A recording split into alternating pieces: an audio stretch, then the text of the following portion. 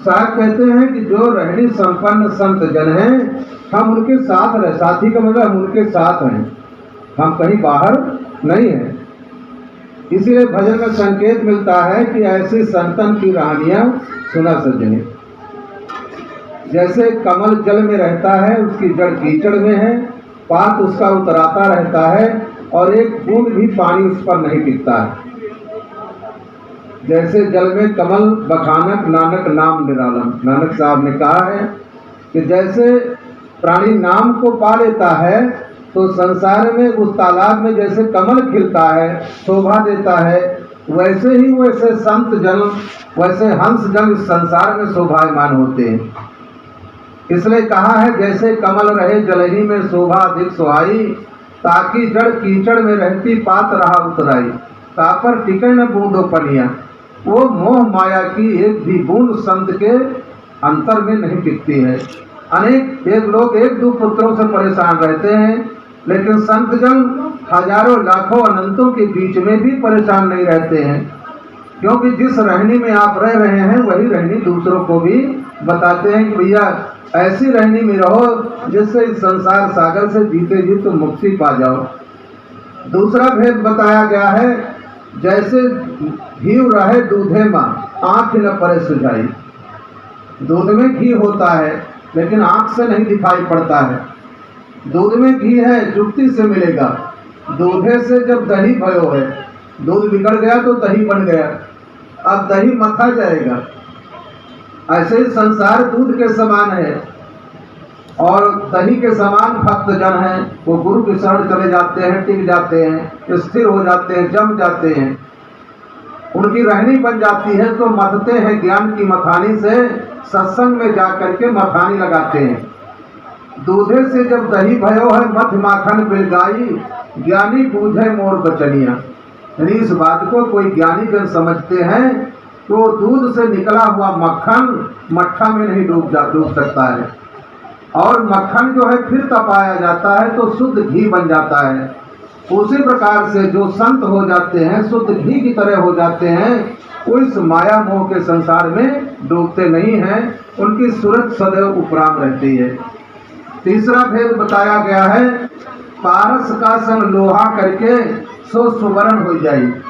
पारस का संगत कर करके लोहा सोना बन जाता है। जस मलयागिर चंदन वन में सुरसर महिमा गाई। मलयागिर चंदन जिस जंगल में होता है सारी लकड़ियां महकने लगती हैं, लेकिन एक लकड़ी नहीं महकती है, वो कौन सी है? बांस। मलयागिर की बांस में बेधा ढाक पलास, बेना कबव न बेधिया जुग जुग रहिया पास। ऐसे जिस बांस में ऊपर से कड़ा है, अंतर में गांठ है, ऐसे जो प्राणी वो बड़ा भी है, ऐसे जो प्राणी बड़प्पन में डूबा हुआ है, अहंकार में डूबा हुआ है, उसमें सत्संग की एक बूंद भी नहीं जाती है। अंतर में कपट की गांठ है, ऊपर से कठोर भी है, राम राम भी नहीं कह सकता है, घमंड में डूबा हुआ है। अरे साधु फकीर है, ये क्या जाने भगवान को, गली गली में ढूंढते रहते हैं तो खुद ही मेरी रोटी खाते हैं, मेरे ही दान पुण्य से चलते हैं। लेकिन सज्जनों विचार कीजिए कि गुरु दाता होता है, गुरु मांगता नहीं होता है। गुरु दाता माना गया है, इसलिए गुरु को कहा गया है कि गुरु तो ऐसा चाहिए शिष्य कछु न ले। अगर लेने की भावना से कोई गुरु पद को धारण करता है तो स्वयं अंधकार में रहता है। गुरु तो ऐसा कीजिए जो सिकली कर होए और जन्म जुगन का मोर्चा पल में डाले होए। सिकलीकर कहते हैं जो शान पर औजार लगाता है उसको सिकलीकर बोलते हैं। मुरझाया हुआ औजार जो है जब शान पर चढ़ जाता है तो बढ़िया औजार बन जाता है, धार चमक जाती है। उसी प्रकार से जो प्राणी सद्गुरु की शान पर चढ़ जाता है वह निर्मल हो जाता है, हंस बन जाता है। इसको कहा पारस का संग लोहा करके सो सुवर्ण हो जाई, जस मलयागिर चंदन वन में सुरसर महिमा गाई।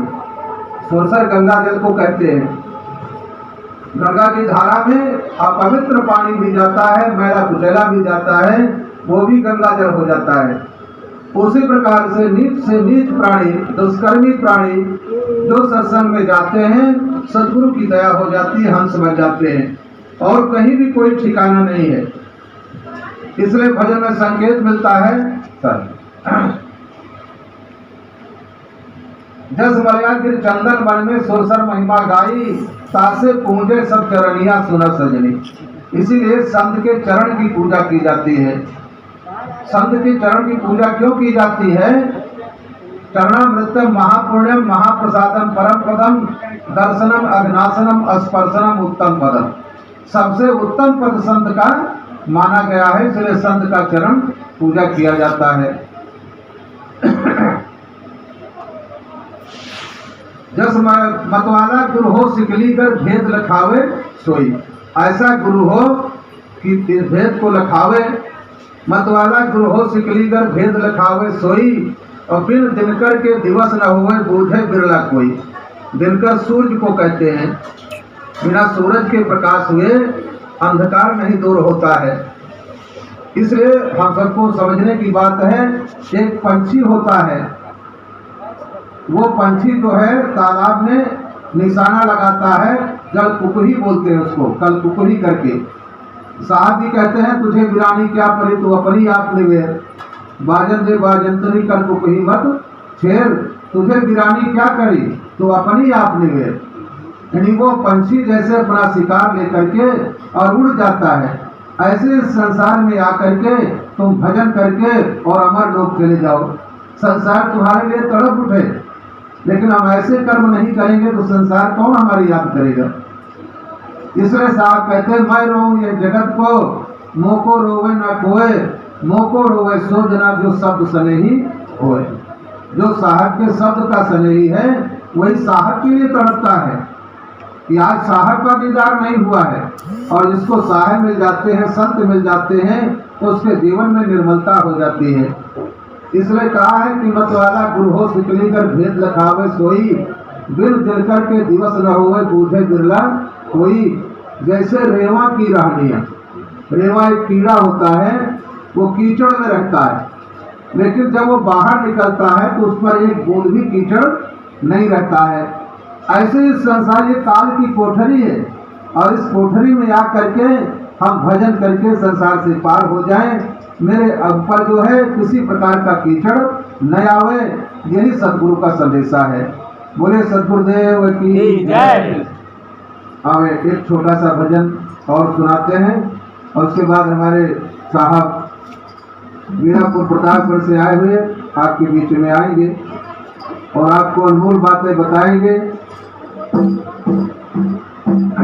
सर आप सब सौभाग्यशाली हैं जो कि सत्संग में आए हुए हैं।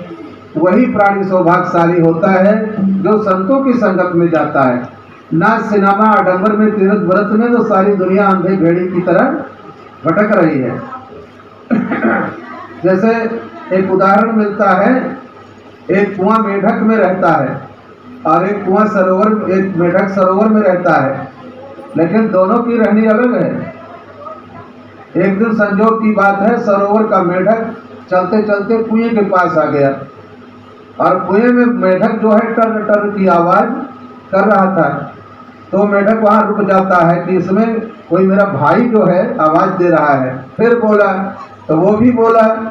जब बोला दोनों की आवाज मिली तो ऊपर से आवाज देता है, अरे भाई तू इतने नीचे चला गया है। कहा, अरे भाई मेरे पूर्वज इसमें रहते हुए चले आ रहे हैं, अब तो मुझको बता रहे हैं। सारे पुरखा मेरे यहीं पर पैदा हुए और यहीं से चले गए, मैं भी यहाँ पड़ा हूँ। तू कौन है, कहाँ से आता है? कहा, अरे भाई मैं तो सरोवर में रहता हूँ और मैं सोचता हूँ कि एक दिन मेरे सरोवर में जरा आके देख लेते, क्या आनंद मिलता है। कहा, अरे भाई मेरे कुएं के समान आनंद संसार में नहीं है। कहा, ये बताओ। कुएं का मेढक बोलता है, तुम्हारा सरोवर कितना बड़ा है? तो कुएं का मेढक उछलता है कुएं में ही, इधर से उधर जाता है, उधर से उधर जाता है, उधर से उधर जाता। कहा, इतना बड़ा है? कहा, अरे यार तेरे पुरखा छलांग मारते चले गए, इसी में मर के तू भी मर जाएगा।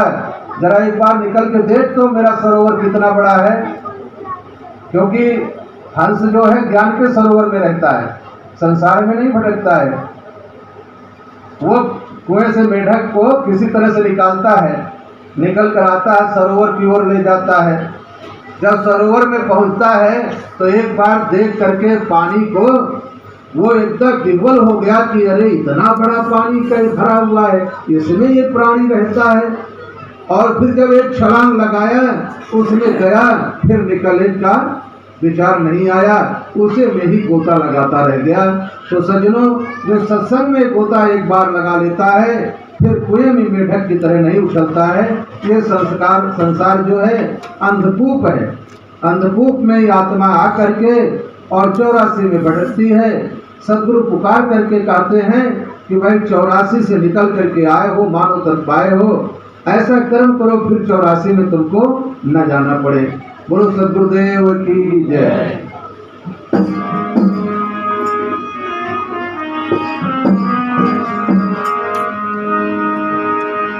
हर बालाम ससुर रिया।